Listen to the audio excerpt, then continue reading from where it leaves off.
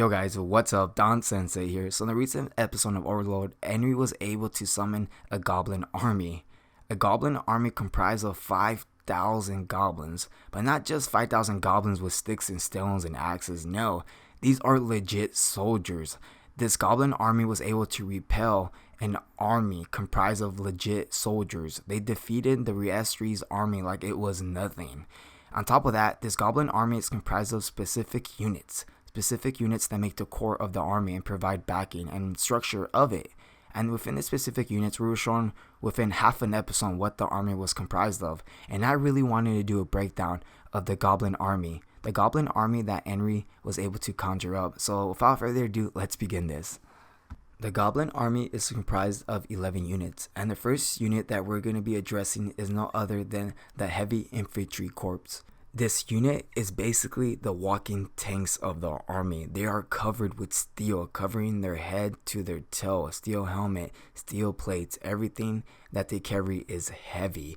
They aren't supposed to be speedsters. No, they basically march you down. They make up the bulk of the army. And of course, they have towering weapons as well. They carry a shield, a tower shield. This tower shield is usually used to repel arrows. It's awesome protection, and this probably makes sense why they are up front in the army.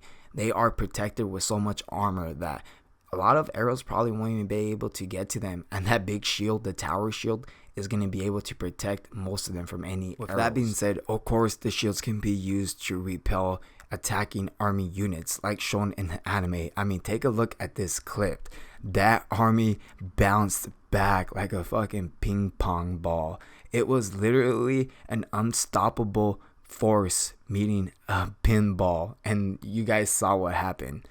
The weapon that this unit carries is a Bardich axe. The reason being so is because they carry such a big shield. Of course, a long polearm axe like the Bardich would be an actual helpful tool for them, an actual weapon that they can utilize within battle, and this allows them to strike blows from a far distance. With all that being said, the thing that makes this corps special is their heavy shield formation wall.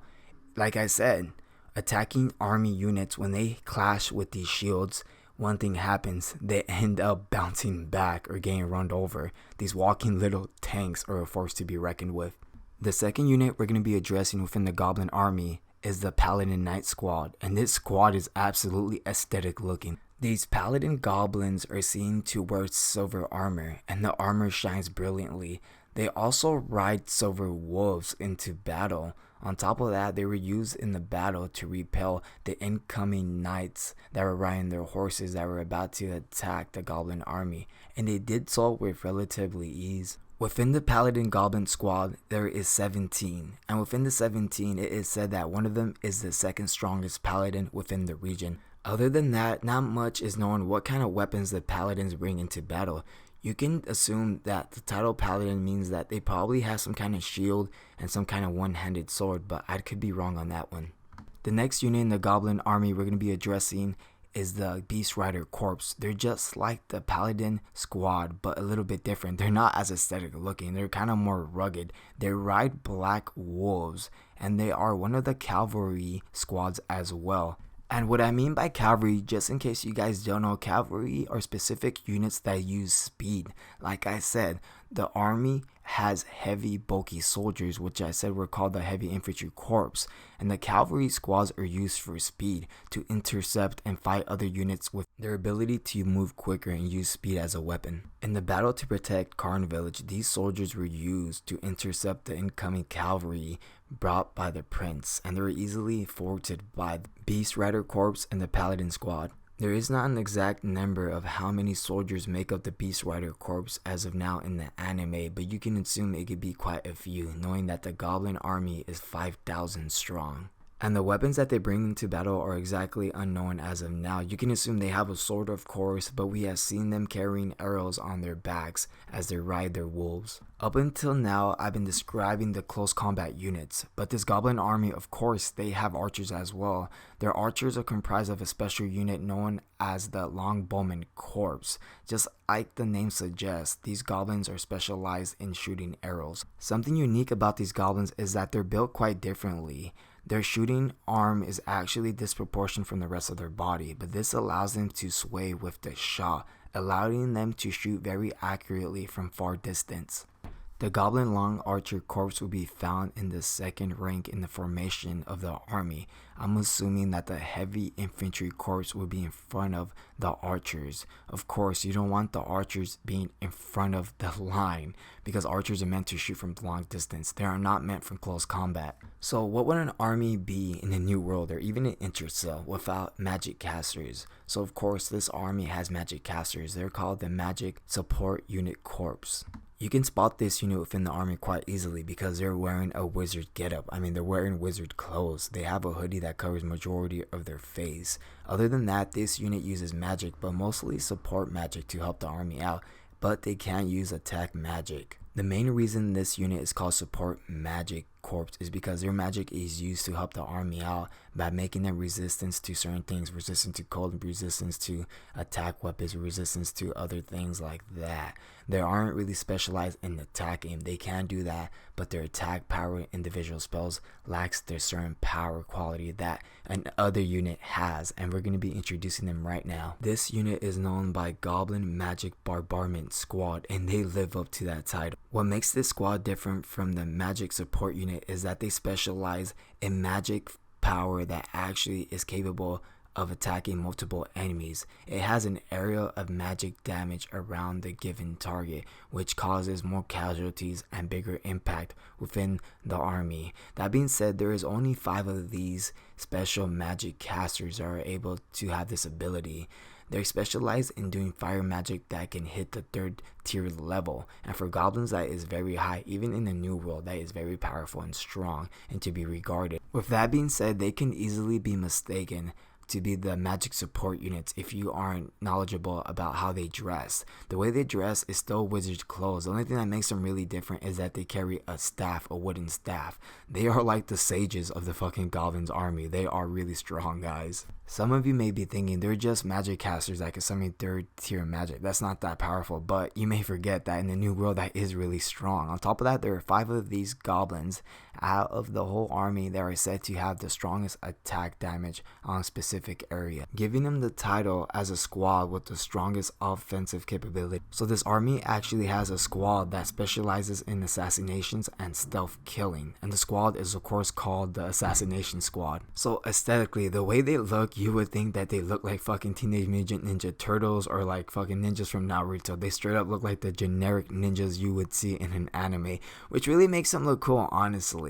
On top of that, it can be said that they are quite strong and fast, and of course they have the ability to sneak up on someone and make a quick kill. Not much is known about them as much as we would want as of now, but this is exactly what we know as of now in the anime. Okay, so now let's talk about the bodyguards. The bodyguard unit which protects the general. In this case, it would be Henry, the bodyguard goblins. And this is probably the scariest fucking unit within the army. I mean, I love them. The way they look like a demonic goblin jester with a fucking scythe ready to kill your ass. And it look like they enjoy it as well. The way you can spot these goblins within Henry's army is that they have red caps and they carry a scythe. On top of that, they have steel boots, but that's about it. They don't really carry armor on them or wear armor into battle. So these goblins are actually a variant goblin breed. They were known as redcaps back in Infantry.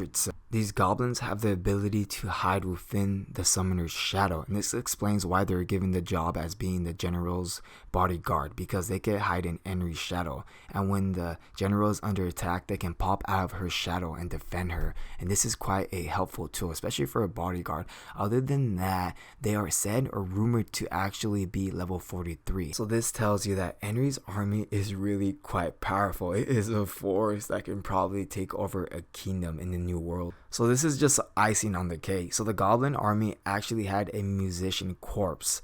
So the corps are a bunch of drummers that play drums as the army marches. I mean, what kind of army would you have without this? Of course, you have to have one of these units within the army. It is said that actually, as they play the drums, they might be able to have some kind of magical effect on the army to boost up their morale or effects of their abilities. Also, the noise of the drums as the army approaches is said to cause fear upon their enemies. So we're almost done, guys. This is going to be the last goblin unit I'm going to be addressing. Their rear goblin echelon unit, support unit to be exact. So this echelon unit is really comprised of three members. The three members of the three sub-members of this echelon unit are the blacksmiths. Of course, with an army, you're going to need a blacksmith to fix the weapons and make weapons. And they have a weather forecaster, which is really quite interesting. Yes, the weather and the terrain plays a great role in fighting, and an army should know, I guess, what kind of weather they should be expecting in the battle. At least the final person which makes up the army and really is the strategy behind the army, which we saw in the anime, is of course the strategist goblin. I'm not even going to try to pronounce his name, but the strategist goblin is of course loyal to Henry. Henry is the leader of the army. The strategist goblin would say anything and would do anything that Henry commands. That being said, the strategist goblin is smart and tactical. He has more knowledge in battle than Henry, so of course the strategist goblin is going to do the best he can to win a battle, and Henry should probably listen to the strategist goblin when it comes to tactical battles because of the experience levels. He is said, and we have seen him to be quite smart. When he defeated the invading army, he actually wanted the prince to escape alive, so that the army or the kingdom of Reestries wouldn't have a grudge against the village. But as we all know, that the prince got bodied later on by one of Ainz's maids. So yeah guys, this makes up the 5,000 strong goblin unit or army that Henry has been able to summon. Something that even the people or the players of Yggdrasil have never even known, that the simple horn can do such things. Henry was able to acquire the 3 requirements to do such a feat, but even now the 3 requirements are still unknown. That being said, guys, let me know what you liked about the video. Like, comment, subscribe. Until next time, I'll see you guys later. Don Sensei out. Have a great day.